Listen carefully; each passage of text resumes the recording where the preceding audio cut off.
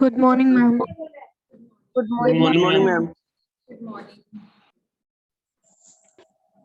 Good morning, ma'am. Good morning. Good morning, ma'am. Good morning, ma'am. Good morning. Good morning, ma'am. Good morning.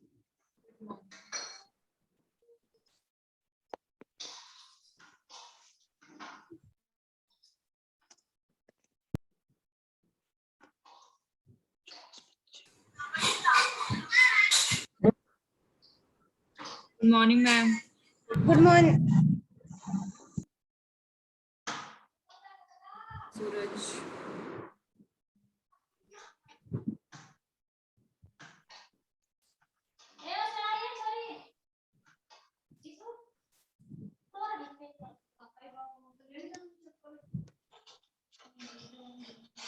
Good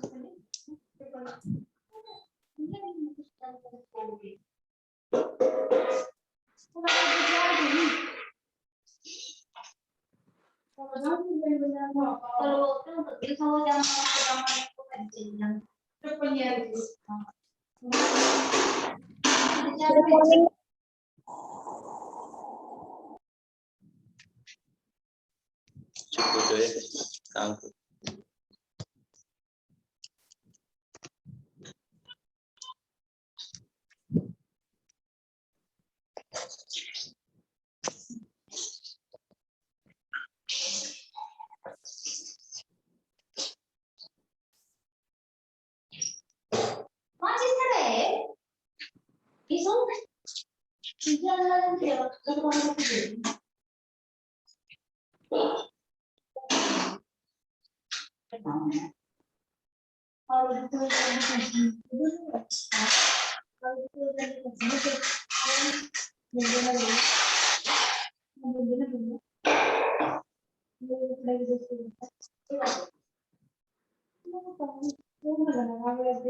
किसके घर का mute on है?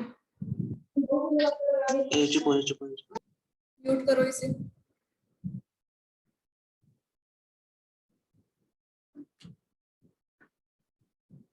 Excuse me, ma'am. बोलिए। अभी तक ma'am उस app पे एक भी वीडियो अपलोड नहीं हुई मैम, जो आपने आरबीआई और करवाया है। आरबीआई का जूम सेशन लिया गया है, सिर्फ उसको रिकॉर्ड नहीं किया, अपडेट नहीं किया है आरबीआई वाले ने। और अगर आपको जूम सेशन चाहिए, आपने जूम सेशन लगाया था?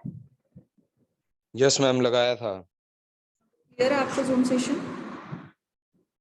Yes ma'am. ठीक है, चलो फॉर स्टार्ट करें रिवीजन अपना के आज लिए का।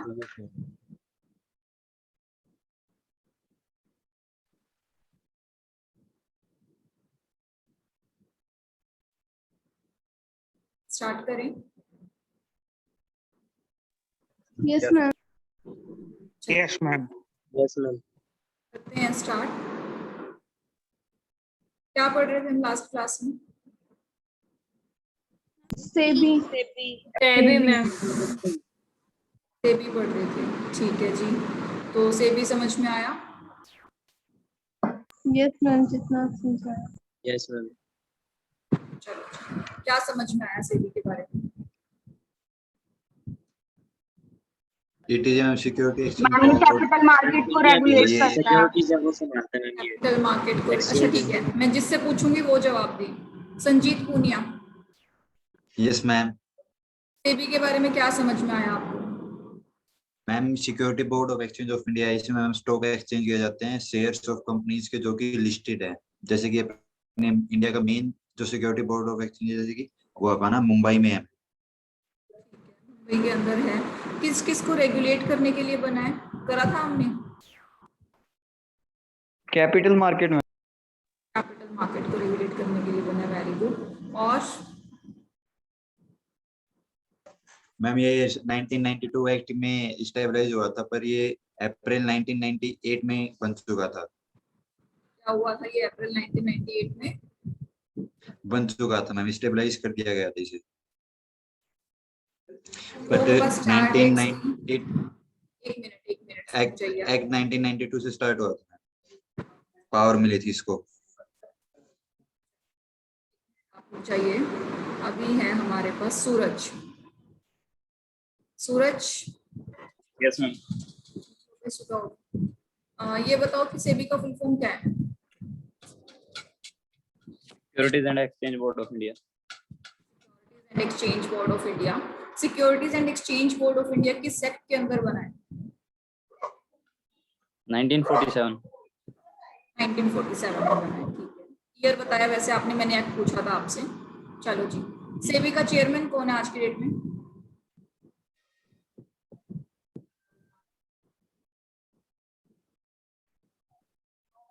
सेबी के चेयरमैन कौन है? अजय त्यागी मैम। आंसर क्या मैम? किसने बताया है ये आंसर? वैभव गोयल मैम। वैभव गोयल ने। वैभव गोयल से पूछा गया था। चलो स्टार्ट करते। तो फर्स्ट स्लाइड सबको क्लियर है? वो बच्चे भी बोल सकते हैं जो भी नए हैं, जिन्होंने आज ही ज्वाइन किया है जूम सेशन को। मैं स्टार्टिंग से स्टार्ट कराती हूँ। मैं अज्यूम करती हूँ कि आप में से किसी को कुछ नहीं पता इस चीज के बारे में, ठीक है जी। तो हम लोग बात कर रहे थे सेबी के बारे में। जो पहले पढ़ चुका है इसका इससे कोई लेना देना नहीं है, तो आप ये मत समझना कि हम तो चैप्टर के बीच में हैं। तो ये बिल्कुल नए सिरे से स्टार्ट होगा, नया कंसेप्ट है हमारा सेबी का। तो सेबी हमारा क्या है? सेबी का जो फुल फॉर्म है that is securities exchange board of India, यानी कि सिक्योरिटीज जो एक्सचेंज होती हैं उसको रेगुलेट करेगा। सिक्योरिटीज एक्सचेंज होना मतलब आपकी कैपिटल एसेट्स का अदल बदल होना। तो सिक्योरिटीज जो एक्सचेंज होती हैं उसको रेगुलेट करने के लिए सेबी बनाया गया। कब बनाया गया? ये बनाया गया जी 1988 के अंदर, ठीक है जी, 1988 में बनाया गया। तो जब भी कोई कंपनी बनती है, कोई अथॉरिटी बनती है ना, उसके लिए एक एक्ट बनता है। तो सेबी का जो एक्ट है वो हम बहुत कॉमनली पढ़ते आते हैं, सेबी एक्ट 1992, ठीक है। अब ऐसा नहीं हो सकता कि एक्ट बाद में बने और अथॉरिटी पहले बन जाए। किसी भी चीज का कानून पहले बनता है, उसको रेगुलेट करने वाली अथॉरिटी बाद में बनती है। अब इसमें क्या हुआ? अथॉरिटी पहले बन गई, कानून बाद में बना। तो इस एम्बिग्यूटी ने हमें बताया कि कुछ ना कुछ पहले की हिस्ट्री है। तो हम पुरानी हिस्ट्री में गए जी। 1988 से पहले पहुंचते पहुंचते पहुंचते पहुंचते हम पहुंच गए 1947। फिर 1947 के पास जब हम गए तो हमें मिला कि एक और एक्ट होता था सेबी से पहले, जिसका नाम क्या था? Capital issue control act 1947। यानी कि जब सेबी आया तो वो बना तो किस चीज के लिए था? कैपिटल इशू कंट्रोल एक्ट के अंदर बना था, ठीक है जी। अब ये 1947 का एक्ट है। सेबी कब बना? 1988 में। अटपटा नहीं लग रहा? एक्ट इतने सालों पहले बना और अथॉरिटी इतनी लेट आई। ऐसा भी तो हो सकता है कि इससे पहले भी कोई अथॉरिटी हो। फिर हमने और खोदा इसकी हिस्ट्री को, और खोदा तो हमें पता चला कि कंट्रोलर ऑफ कैपिटल इशू नाम की एक अथॉरिटी थी, जो कि कैपिटल इशू कंट्रोल एक्ट 1947 के अंदर बनाई थी, ठीक है। तो यानी कि सेबी और सेबी एक्ट से पहले कितनी थी हमारे पास? 2 लोग थे, जिसमें से एक एक्ट था और एक अथॉरिटी थी। एक्ट कौन सा था? बोलो, नाम बताओ। सेबी एक्ट 1992। बिल्कुल, SEBI capital act issue 1992। Capital, ठीक है, capital Capital issue Issue control Control act Act। 1947। और उसके अंदर जो अथॉरिटी क्रिएट हुई थी वो कौन थी हमारे पास? Controller of Controller capital of issue. Capital issue. Capital तो ये Issue। वाली जो है ये तो हमारी अथॉरिटी है जो पहले बनी थी, और जो ये है ये हमारा एक्ट है, ठीक है जी। अब ये 4 डेट्स हैं, इन 4 डेट्स में किसी को दिक्कत है? No ma'am. किसी को दिक्कत नहीं है? चलो जी, तो हम लोग इस 4 डेट को आगे कंटिन्यू करते हैं अपना। अब इस 4 डेट को थोड़ा और इलेबोरेट करके पढ़ते हैं, ठीक है। तो ये 1992 वाली जो एक्ट है ये भी पढ़ते हैं, और 1988, ये 2 डेट्स हमें इलेबोरेट करके दी है। तो सेबी का जो जन्म हुआ था वो हुआ था 12 अप्रैल 1988, यानी कि 12 अप्रैल 1988 में कौन बना? हमारी प्यारी सेबी बनी। अब सेबी एक एक्ट है या एक अथॉरिटी है? सेबी अथॉरिटी है। ये एक अथॉरिटी है, गवर्नमेंट एजेंसी है आपकी, इसको गवर्नमेंट अथॉरिटी या गवर्नमेंट इंस्टीट्यूशन आप बोल सकते हो, ठीक है जी। अब जब ये बनी तो इसका जो एक्ट है, यानी कि इसको स्ट्रेंथन करने के लिए इसको सुपर पावर्स देने वाला एक्ट है सेबी एक्ट 1992। इसने इसको दी सुपर पावर्स। तो ये सुपर पावर्स देने वाला एक्ट बना हमारा 30 जनवरी 1992। तो हमारे पास कितनी डेट्स हो गई, 2 डेट्स कंप्लीट हो गई और 4 हमारे पास ईयर्स हो गए, 1988, 1992 और 1947, 1947। Clear? First slide clear? Yes ma'am. Yes, ma'am. किसी को कोई डेट पूछनी हो या इसमें जो लिखा हुआ है वो समझ नहीं आ रहा हो, या चले नेक्स्ट पे? Clear है मैम। तो चलो नेक्स्ट पे चलते हैं। नेक्स्ट है हमारे पास थोड़ी सी जनरल डिटेल्स है। सेबी के चेयरपर्सन कौन है? चेयरपर्सन है उनके मिस्टर अजय त्यागी जी। ये एक आईएएस ऑफिसर है, आईआईटी है। इन्होंने कौन सी यूनिवर्सिटी थी, अमेरिका की एक यूनिवर्सिटी थी, हार्वर्ड यूनिवर्सिटी, जहां से इन्होंने क्या किया था, मास्टर्स किया था इन पब्लिक एडमिनिस्ट्रेशन। तो काफी कुछ किया हुआ है इन्होंने। प्लस इनको 30 इयर्स हो गया मार्केट में रहते, यानी कि 30 इयर्स का इनका एक्सपीरियंस है। 30 इयर्स के एक्सपीरियंस के बाद ये बने हैं हमारे सेबी के चेयरमैन। तो यानी कि चेयरमैन बनने के लिए आप देख सकते हो कि पीछे काफी कुछ चेक करते हैं कि उनकी क्या कैपेबिलिटीज होंगी, क्या उनको पढ़ाई करनी है, तो कुछ भी पढ़ाई करनी होगी, मतलब उनको ओवरऑल पूरे मार्केट की नॉलेज होनी चाहिए। 30 इयर्स के एक्सपीरियंस के बाद इनको मौका मिला सेबी का क्या बनने का, चेयरपर्सन बनने का। ठीक है जी। अब ये चेयरमैन है सेबी के। ये वैसे एडिशनल इन्फॉर्मेशन है, आपकी बुक से इसका कोई लेना देना नहीं है। जहां से आपकी बुक का लेना देना है वहां पे आ जाओ, ये वाला पोर्शन आपकी बुक से है। तो सेबी का जो हेडक्वार्टर है वो कहाँ पर है, वो मुंबई के अंदर है। SEBI's headquarter at the business district of Bandra Kurla complex. Complete address है इसका बांद्रा कुर्ला कॉम्प्लेक्स मुंबई। यहाँ पर आपके बनते हैं एमसीक्यू। 4 बिल्डिंग्स के नाम दिए जाएंगे, एक बिल्डिंग का नाम होगा उसके अंदर से बांद्रा कुर्ला कॉम्प्लेक्स। आपको चूज करना होगा कि सेबी का हेडक्वार्टर कौन सी बिल्डिंग में है, या फिर ये 4 रीजनल ऑफिसेस के नाम दे देंगे, बीच में एक डाल देगा मुंबई। पूछेगा कि बताओ सेबी का हेडक्वार्टर कहाँ पे है। अगर आपको नहीं पता होगा तो सारी बातें खराब, क्वेश्चन गलत हो जाएगा आपको। यानी कि आपको क्या पता होना चाहिए, मुंबई में है। मुंबई के कौन से कॉम्प्लेक्स में है, बांद्रा कुर्ला कॉम्प्लेक्स के अंदर है। और उसके अलावा 4 इसके रीजनल ऑफिसेज हैं, 4 अलग अलग रीजन्स के, यानी कि नॉर्दर्न, ईस्टर्न, वेस्ट साउथर्न और वेस्टर्न। इन चारों रीजन्स के अलग अलग ऑफिस है। नॉर्दर्न का जी हमारा न्यू दिल्ली, ईस्टर्न का हमारा कोलकाता, चेन्नई हमारा साउथ इंडियन, और अहमदाबाद हो गया हमारा वेस्टर्न का। तो ये 4 इसके क्या हैं, रीजनल ऑफिसेज। ये पांचों के पांचों ऑफिसेज के एरियाज आपको याद होने चाहिए। एमसीक्यू बनता है इसके अंदर से, एक क्वेश्चन बनता है इसका। तो 1 नंबर के लिए ये 4 लाइन तो हम याद कर ही सकते हैं। 1 नंबर बहुत कीमती है हमारे लिए। क्लियर है इस स्लाइड का? Yes ma'am. चलिए next Yes, ma'am. Next slide है ना, ये कंप्लीटली हमारे थोड़ा सा लर्निंग पर्पस के लिए और जीके पर्पस के लिए है। अब यहाँ पर क्या है, composition of the board. Composition of the board का मतलब क्या होता है कि इनके बोर्ड के अंदर कौन कौन लोग बैठेंगे, किस किस तरह की कैपेबिलिटीज वाले लोग होने चाहिए। अच्छा, कोई कंपनी जब बनाई जाती है तो कंपनी का एडमिनिस्ट्रेशन, कंपनी को रेगुलेट कौन करता है, बोर्ड ऑफ डायरेक्टर्स। वैसे ही जब कोई गवर्नमेंट एजेंसीज बनाई जाती है तो गवर्नमेंट तो आके डायरेक्टली उसमें बैठेगी नहीं, उसके अंदर भी क्या अपॉइंट करेगी, बोर्ड ऑफ डायरेक्टर्स अपॉइंट करेगी। तो बोर्ड ऑफ डायरेक्टर्स को हम क्या बोलते हैं, कौन है ये कंपनी के, कौन है ये कंपनी के, जो कंपनी के बिहाफ पर काम करते हैं, एक तरह से कंपनी के मुलाजिम है, एम्प्लॉयज है कंपनी के, being in the capacity of employees काम करते हैं। हाँ, कुछ इसमें ऑफिसर्स भी होते हैं नो डाउट, लेकिन अगर शॉर्ट में बोला जाए तो कंपनी के बिहाफ पे सारा काम करने के लिए इनको रखा जाता है बोर्ड ऑफ डायरेक्टर्स में। ठीक है जी। अब बोर्ड ऑफ डायरेक्टर्स सेबी के होंगे तो सेबी की क्वालिफिकेशंस अपने आप में बहुत अलग है, क्योंकि सेबी को रखा किस लिए गया है, सभी कंपनीज पे नजर बनाने के लिए। क्लियर? तो इसकी क्वालिफिकेशंस पढ़ते हैं कि क्या क्या है। सबसे पहले इसके अंदर होगा हमारे पास एक चेयरमैन। चेयरमैन करंटली जो है वो हमारे को पता है कौन है। ठीक है जी। चेयरमैन अपॉइंट कौन करेंगे, हमारे सेंट्रल गवर्नमेंट अपॉइंट करेंगे। And he shall be the person of ability, integrity and standing in the field of securities, market, law, finance, accountancy, economics and administration. इन सभी फील्ड की नॉलेज होनी चाहिए। अच्छा, अगर बात करते हैं, हमारे पास 10 फील्ड दिए हुए और हमसे पूछा जाए कि इन सभी फील्ड की नॉलेज होनी चाहिए, तो आपको क्या लगता है, इस सभी फील्ड में एक्सपर्ट होना चाहिए या इस सभी फील्ड में उसका आईक्यू अच्छा होना चाहिए? बेसिकली IQ अच्छा होना चाहिए। हाँ, मतलब इसको ये है कि थोरोली मतलब थोड़ा बहुत सबका पता होना चाहिए कि मार्केट में क्या चलता है, लो क्या चलता है, फाइनेंस। ऐसा ना हो कि कोई फाइनेंस का क्वेश्चन आ गया तो वो बिल्कुल ब्लैंक हो जाए, या अकाउंटेंसी का क्वेश्चन आ जाए तो हमारा चेयरमैन बिल्कुल ब्लैंक हो जाए, इकोनॉमिक्स का आ जाए तो ब्लैंक।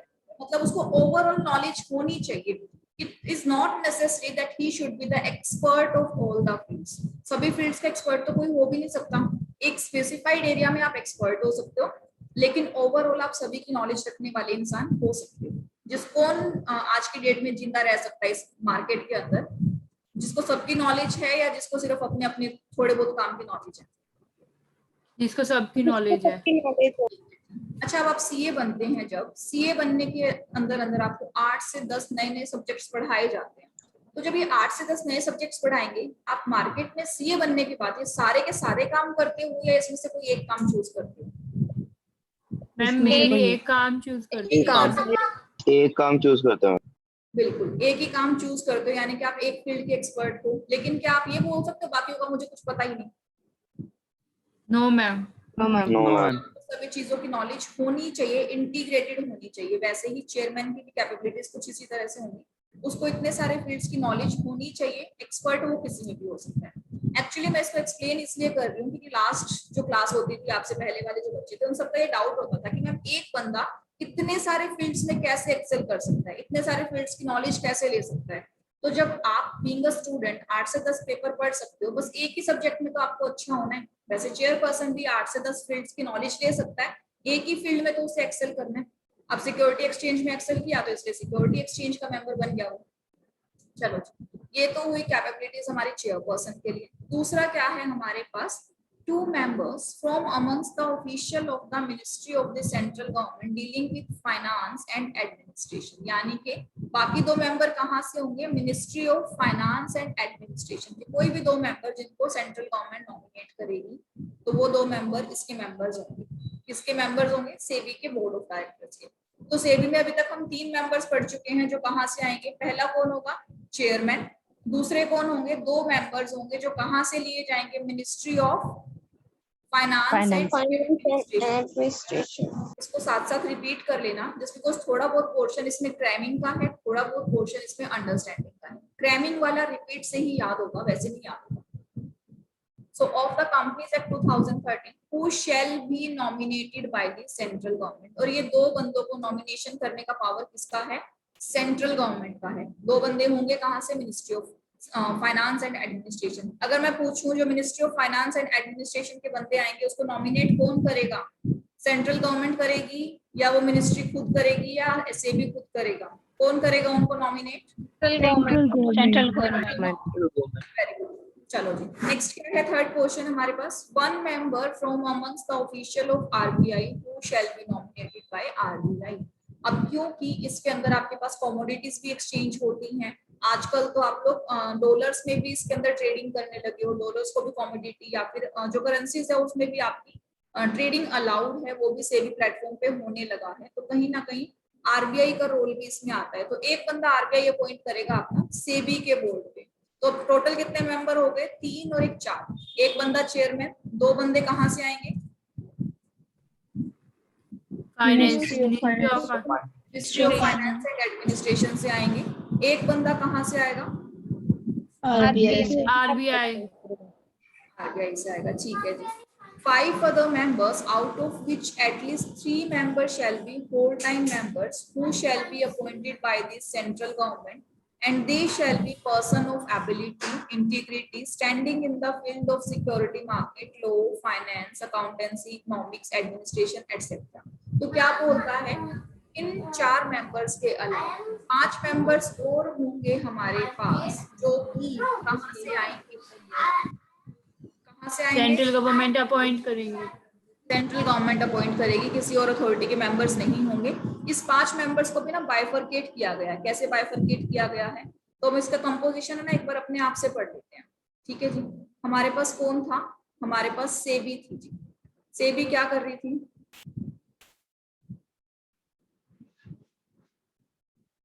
हमारे पास है हमारी प्यारी सेबी. हमें पढ़ने हैं इसके बोर्ड ऑफ डायरेक्टर्स. इसके बोर्ड ऑफ डायरेक्टर्स के पास गए तो ये पहले बोला कि भैया एक तो चेयरमैन अपॉइंट कर लो. आप लोग कर लिया जी, चेयरमैन अपॉइंट कर लिया. दूसरा क्या बोला? 2 मेंबर्स ले आओ. कहाँ से? MOF and A, ministry of finance and administration, nominated by central government.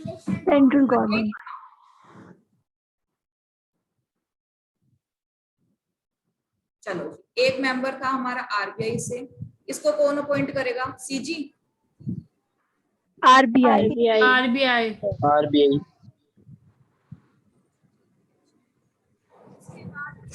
हमारे पास 5 अदर मेंबर्स,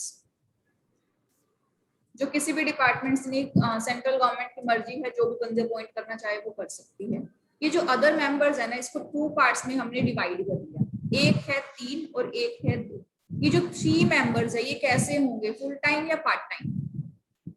फुल टाइम ठीक है जी, ये होंगे आपके WTM फुल टाइम मेंबर्स। बाकी 2 जो है वो पार्ट टाइम होंगे कंपल्सरली। ट्रू और फॉल्स?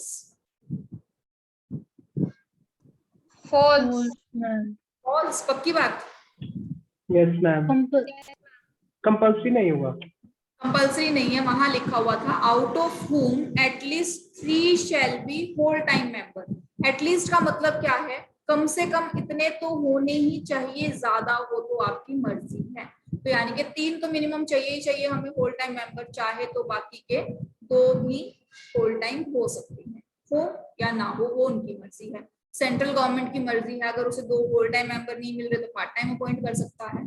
तो यानी कि इसकी कंपोजिशन में क्या हुआ, 5 और 1 6 और 2 8 और 1 9 मेंबर्स हुए। और इन 9 मेंबर्स में से 2 मेंबर्स ऐसे हो सकते हैं जो क्या हो, पार्ट टाइम हो, बाकी सारे हमारे यहाँ पर कंपल्सरी रहेंगे। ठीक है,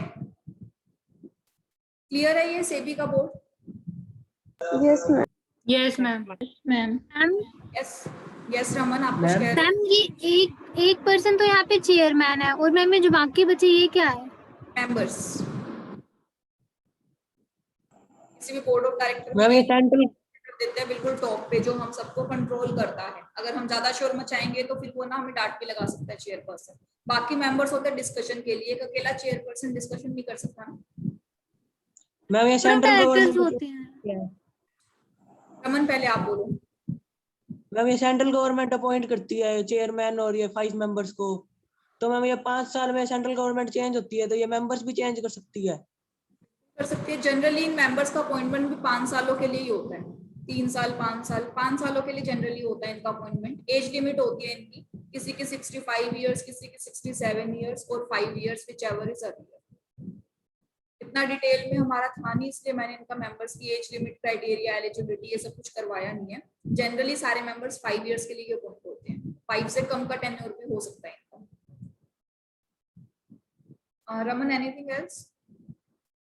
no ma'am. Yes Manyata? Ma'am जो ये अदर मेंबर्स है 5, तो ये 3 और 2 है, ये खुद ही डिसाइड करते हैं कि कौन पार्ट टाइम करेगा या कौन फुल टाइम करेगा? सेंट्रल गवर्नमेंट की कोशिश क्या रहेगी, मुझे सारे के सारे होल टाइम मेंबर मिलते हैं, ठीक है।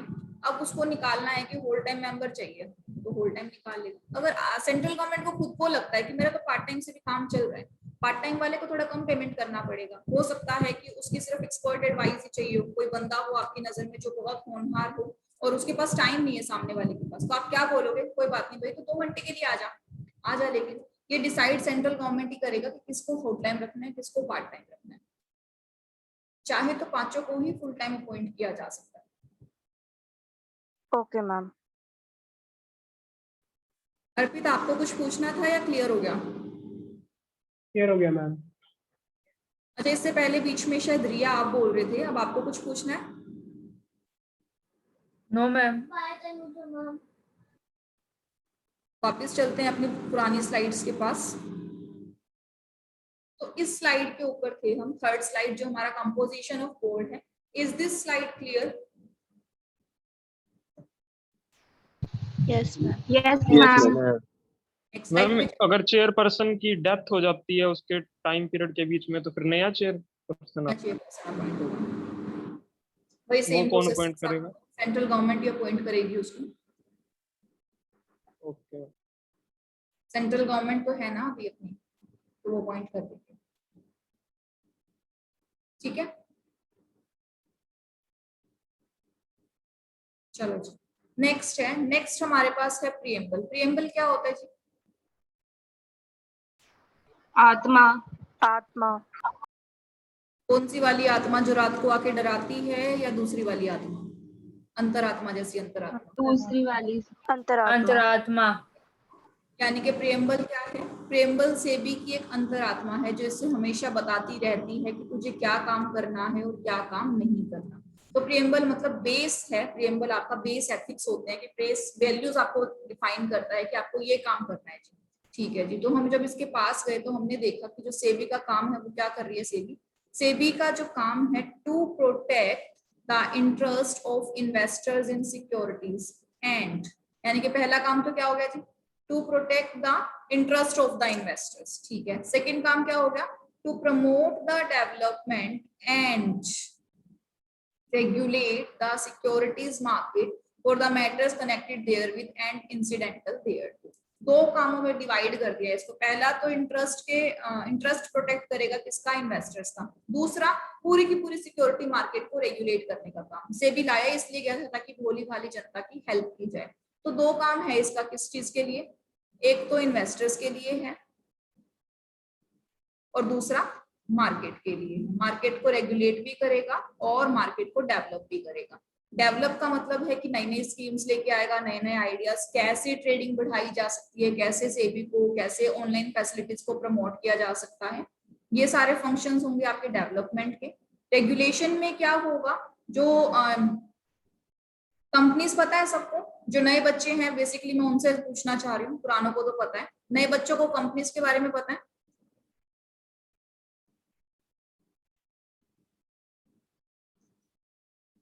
सावन आप क्लास में हैं?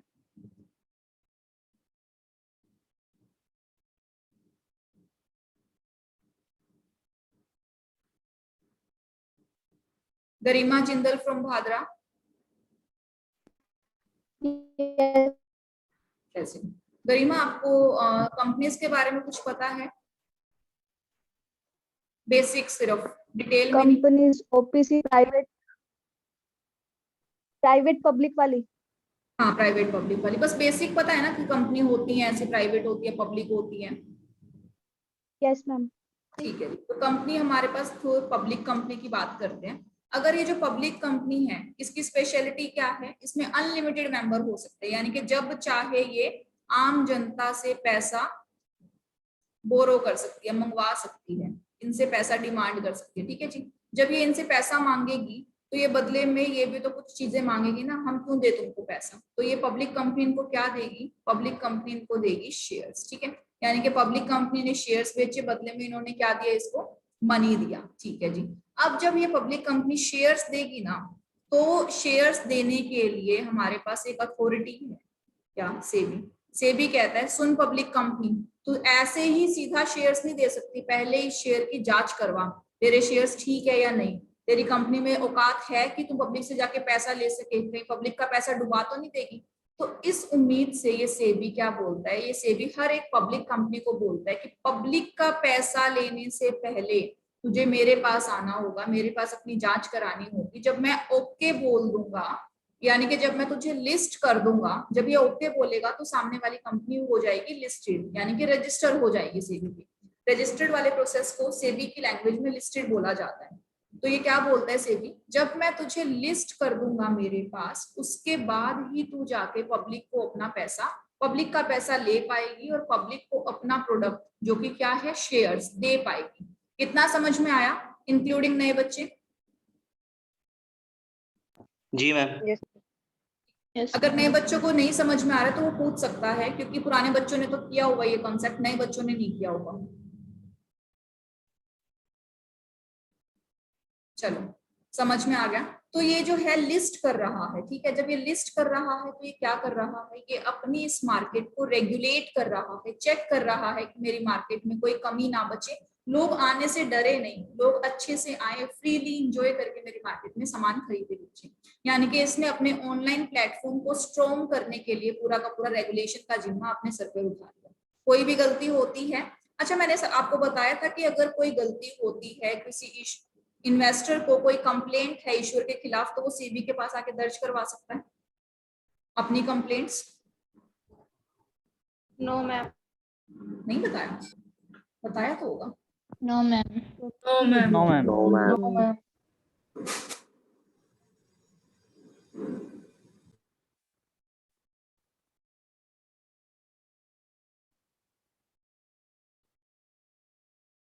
क्या होता है, अब सेबी जो है वो किस चीज के लिए बनी है? इन्वेस्टर्स के लिए बनी है और अपनी मार्केट के लिए बनी है। कैपिटल मार्केट को क्या करेगी ये? Develop and regulate. अच्छा, अगर ना आप लोगों को फटाफट ना सिर्फ बेधड़क ना आपकी कंप्लेंट्स ना सुनी जाए तो क्या आप लोग यहाँ पर इंजॉय करोगे अपनी चीजों को? अगर मान लो आपको सिर्फ क्लास दे दी जाए, उसको एंटरटेन ना किया जाए, तो क्या आप इस प्लेटफॉर्म पर आना चाहोगे दोबारा? No ma'am. वैसे ही सेबी को ये बात बहुत अच्छे से पता है कि अगर मैंने लोगों को मौका नहीं दिया, लोगों की तकलीफों को सुना नहीं, तो लोग मेरे पास दोबारा कभी विश्वास नहीं करेंगे। फिर वो ऑफलाइन मोड पर ही जाएंगे, कहेंगे कम से कम यहाँ पे जिम्मेदारी भी अपनी है, हम अपने आप देख परख के कर लेंगे।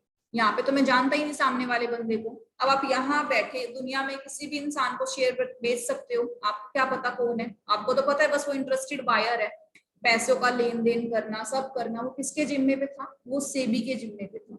अगर ये बंदा कंप्लेंट ना सुने तो हम लोग तो लुट गए, पैसा भी गया, शेयर्स भी गए, सब गया, कुछ भी नहीं। और हमने विश्वास किस पे किया था? सेबी पे। तो लोगों का ये विश्वास बना रहे उसके लिए, जैसे हमारे पास होता है ना कस्टमर केयर, जहां पर हम कंप्लेंट्स करते हैं, सेबी ने अपनी एक साइट बनाई जिसका नाम क्या था? स्कोर्स। सुना है स्कोर्स के बारे में कभी? No ma'am.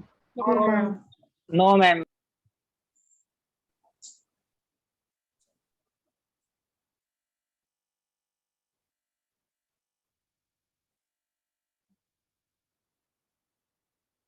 S for saving, CO for complaint, R for redressal, RE for,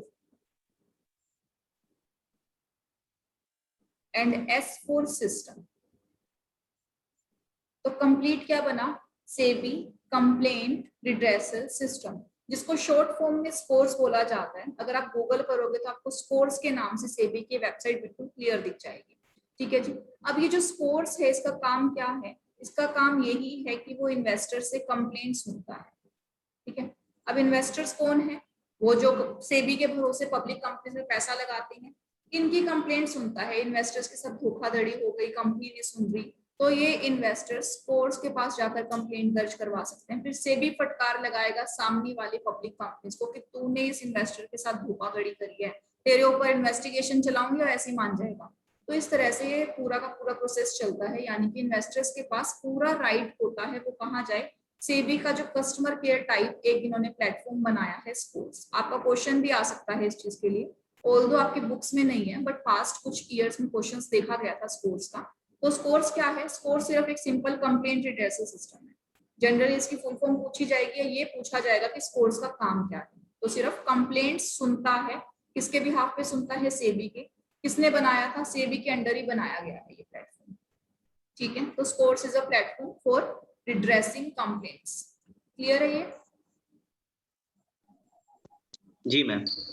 ma'am ये ऑनलाइन प्लेटफॉर्म है? ऑनलाइन प्लेटफॉर्म है, ऑनलाइन ही आप सारी चीजें दर्ज करा सकते हो इसमें।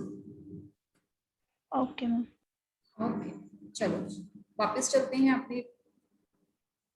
चलो जी, ये स्लाइड जो प्रियम्बल है, सेबी की आत्मा है, समझ में आई? Yes ma'am. चले अगली पे। अगर कोई पब्लिक कंपनी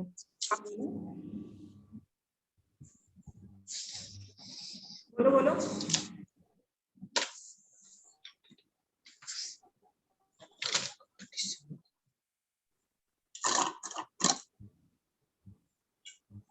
अगर कोई पब्लिक कंपनी बताओ कि ये ना किसका ओन है माइक, और ये ना पीछे से बड़ा शोर आ रहा है, खाने पीने का शोर आ रहा है बेसिकली।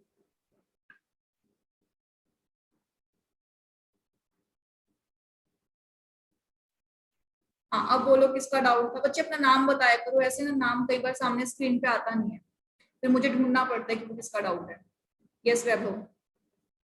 अगर कोई पब्लिक कंपनी फ्रॉड कर देती है मैम और वो इंसॉल्वेंट हो जाए तो इन्वेस्टर के पैसे तो गए मैम, फिर सेबी के पास। टाइम पर सेबी ये भी बोलता है, जैसे कस्टमर केयर का स्लोगन है ना, जागो ग्राहक जागो। सारी चीजें आपके सामने ही होती हैं। कई लोग सिर्फ विश्वास नहीं करते उन चीजों पे, सिर्फ वो क्या बोलते हैं अपनी ना जो इनसाइडर होती है, जैसे कि हम लोग कैसे शॉपिंग करते हैं, हम लोग शॉपिंग करते हैं, सामने वाले ने कुछ बता दिया, फलाने ने कुछ बता दिया और हम लोग मान जाते हैं।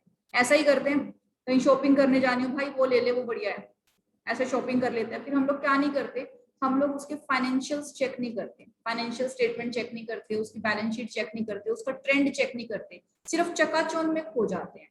तो सेबी बोलता है मेरा काम क्या था, तुम्हें जागरूक करवाना, पर्टिकुलर कंपनी के सारे डॉक्यूमेंट्स अपलोडेड हैं, साइट पर पड़े हैं, सारी इंफॉर्मेशन तुम्हारे पास है, तो तुम वहां से पहले इंफॉर्मेशन पढ़ते क्यों नहीं? चलो जी, ये तो सेबी ने अपना पल्ला झुका लिया यहाँ से। फिर वो कंपनी जब इंसॉल्वेंट होगी तो एक हमारे पास अथॉरिटी होती है कोर्ट जैसी, जिसका नाम होता है एनसीएलटी। सुना है एनसीएलटी का नाम कभी? Yes ma'am. Yes ma'am.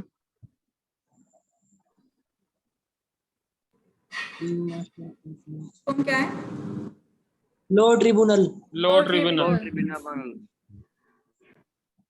Very good, जितना लिख दिया वो भी रिपीट कर देते हैं। चलो जी, एनसीएलटी जाएगी तो एनसीएलटी के पास ये जाएगा किस चीज के लिए? इंसॉल्वेंट होने के लिए या फिर बंद होने के लिए, से वाइंड अप होने के लिए। इंसॉल्वेंट मैंने काट दिया क्योंकि वाइंडिंग अप का, इंसॉल्वेंसी का काम एनसीएलटी से हटकर किसी और अथॉरिटी के पास चला गया। तो वाइंडिंग अप का जो है, यहाँ पर वाइंड अप हो गई कंपनी, यानी कि मर चुकी है कंपनी। अब जब कोई मर जाता है इंसान तो उसकी संपत्ति के बंटवारे हो जाते हैं ना, आ जाते हैं लोग छीनने संपत्ति, ये तो मेरी है, ये तो मेरी है, इस पे मेरा हक है। वैसे ही जब कंपनी मर जाएगी, मैंने क्या बताया था कि ऐसा मान के चलना कंपनी एक इंसान है, तो जैसे जैसे इंसान के जीवन में होता है वैसा वैसा कंपनी के जीवन में भी होता है, बस थोड़ा सा उसका पैटर्न चेंज हो जाएगा। ठीक है जी। अब कंपनी की एसेट्स बटेंगी, कैसे कैसे बटेंगी? गवर्नमेंट की फीस जाएगी, लोगों के कर्जे चुकेंगे, उसके बाद जाकर कहीं शेयर होल्डर्स का पेमेंट होगा। है तो अल्टीमेटली शेयर होल्डर्स क्या? ओनर्स। अब ये कुछ भी कह दे, हम तो आम जनता है। जब डिविडेंड बढ़ता था या शेयर होल्डर्स को बेनिफिट मिलता था तब तो इन्होंने बड़े मजे से खाया है। यानी कि जब आप किसी चीज की मलाई खाते हो तो उसके बाद उसका अगर वो मतलब क्या है, उसके अगर प्रॉब्लम्स आ रही हैं, उसके अंदर कुछ क्रिएट हो रहा है, खट्टापन आ रहा है, तो वो भी आपको ही खाना पड़ेगा। तो जिस चीज से आप बेनिफिट अर्न करते हो उसका आपको बर्डन भी लेना पड़ेगा। जो कोई भी लॉ है वो एक सिंपल से फंडे पे चलता है। If you are enjoying some benefits, then you have to bear some burden also. Want to enjoy? Then you have to bear burden. Share holder बन गए, कंपनी के ओनर बन गए, मजा आया बड़ा, लोग उनको मालिक साहब कह के बुलाते थे, प्रॉफिट का हिस्सा देते थे, बड़े मजे से खाते थे। अब जब कंपनी डूबने लगी है तो चिल्ला के आ गए सेबी के पास, जी मैं तो इन्वेस्टर हूँ, भोला भाला इन्वेस्टर। सेबी कहेगा जब तू सच में भोला होगा मैं तेरी सहायता करूंगा, यानी कि कंपनी ने तुझे फांसा होगा तो मैं तेरी सहायता करूंगा। पर तू खुद फंसने गया है या तूने खुद, जब कंपनी फायदा दे रही थी तो कंपनी के पास था, अब कंपनी जब नुकसान देने लगी है तो तू बेचारा बन के आ गया, तो मैं तुझे एंटरटेन नहीं करूंगा। तो सेबी बहुत ही शार्प है, बहुत ही सोच समझ के फैसले लेता है। ऐसे नहीं कि सामने वाले ने अपना बेचारापन दिखाया, उसने मान लिया कि सामने वाला बेचारा है। सामने वाला एक्चुअल में बेचारा होगा तो ये हेल्प करेगा, वो एक्चुअल बेचारा नहीं है तो ये कोई हेल्प उसकी नहीं करेगा। क्लियर इतना?